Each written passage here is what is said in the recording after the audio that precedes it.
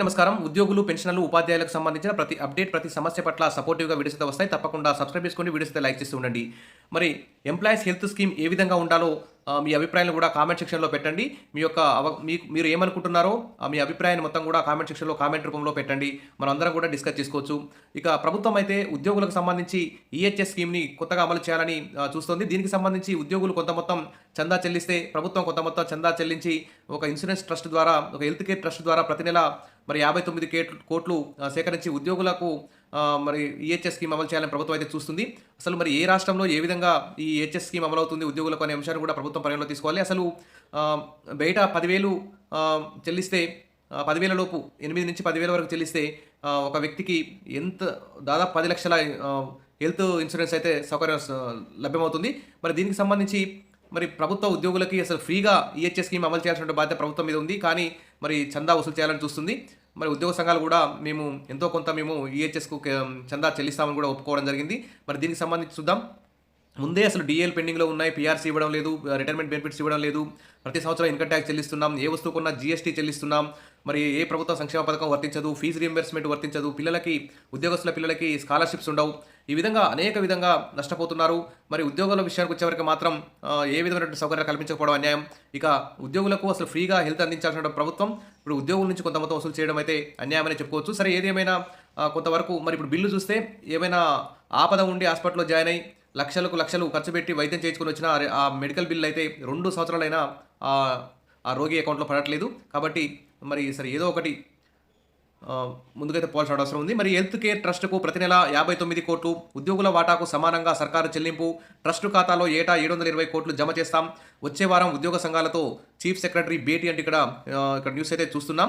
మరి ఇందుకు సంబంధించిన విధి విధానాలపై కూడా ఈ జూన్ నెలాఖరుకు స్పష్టత వస్తుందని వైద్య శాఖ వర్గాలు తెలిపాయి. ఈలోగా రాష్ట్ర ప్రభుత్వ ప్రధాన కార్యదర్శి ఉద్యోగ సంఘాల నేతలతో వచ్చే వారంలో జూన్ 2వ వారంలో సమావేశం కానున్నారు. కాగా ఆరోగ్య భద్రత కోసం ఉద్యోగులు నెలకు 500 చొప్పున వారి వాటా కింద చెల్లిస్తే అందుకు సమానమైనటువంటి వాటాను ప్రభుత్వం కూడా మరి జమ చేసి వైద్య సేవలు అందించాలని ప్రభుత్వం అయితే భావిస్తుంది.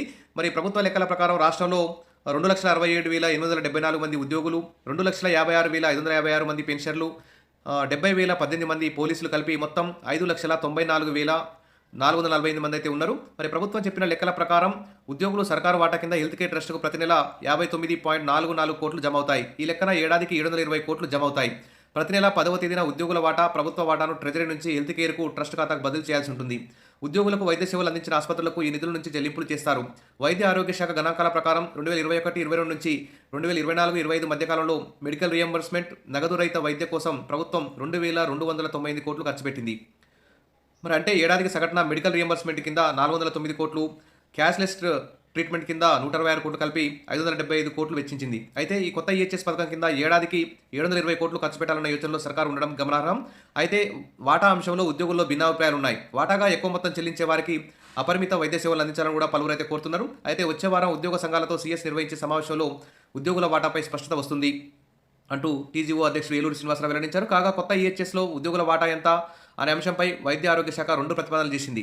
ఫస్ట్ది ఏంటంటే కింద ఉద్యోగుల మూల వేతనం నుంచి 1% మొత్తాన్ని తీసుకోవాలని ప్రతిపాదించింది. ఈ విధానం ప్రతి నెల సుమారు 29.19 కోట్లు, ఏడాదికి 350 కోట్లు జమ అవుతాయని అంచనా వేసింది. ఈ మొత్తానికి ప్రభుత్వం నుంచి మరో 250 కోట్లు జమ చేస్తే మొత్తంగా 600 కోట్లు అందుబాటులోకి ఉంటాయనేది అంచనా.